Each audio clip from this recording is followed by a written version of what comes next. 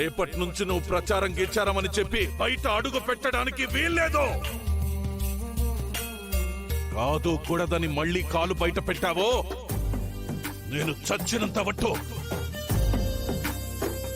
నొప్పి తగ్గిపోతుందిలేండి అత్తయ్య. నొప్పి తగ్గిపోతుందమ్మా, కానీ ఈ బాధే ఇక్కడ శాశ్వతంగా ఉండిపోతుంది.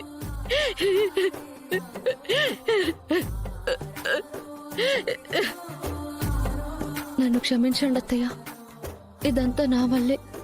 మాటలు పడ్డారు, అవమానాలు పడ్డారు, అంతా నా వల్లే. అమ్మా, ఎంత కాదనుకున్నా కూడా ఇవాళ జరగకూడదు జరిగిపోయింది.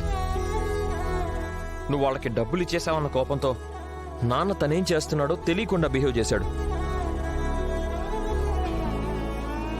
ఇవాళ కాకపోతే రేపు నాన్న తప్పకుండా తన తప్పు తెలుసుకుంటాడమ్మా. నాకు ఆ నమ్మకం ఉందమ్మా.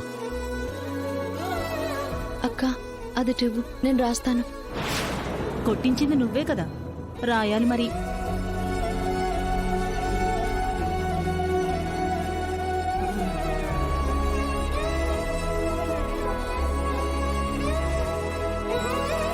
చాలే తులసి, నీ వల్లే నాకు ఇవన్నీ జరుగుతున్నాయని నువ్వు అనుకుంటున్నావు, కానీ అసలు నేను ఆ రోజు ఎమ్మెల్యే టికెట్ తీసుకోకుండా ఉండుంటే నీకు కూడా ఇన్ని కష్టాలు వచ్చిండేవి కావు.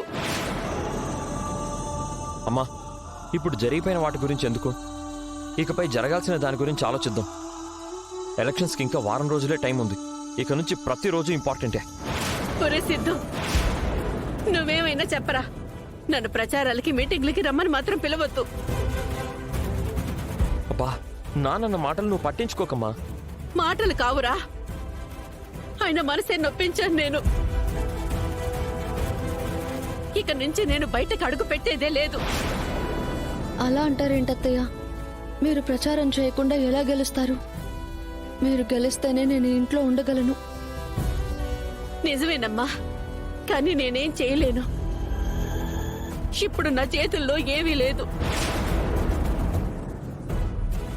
నాకు నువ్వు కోడలిగా కావాలి, కానీ అంతకన్నా ముందు నాకు నా భర్తే కదమ్మా ముఖ్యం. అమ్మా, ఈ ఒక్కసారి ఆలోచించమ్మా. రే, 100 సార్లు ఆలోచించినా ఇదేరా నా నిర్ణయం.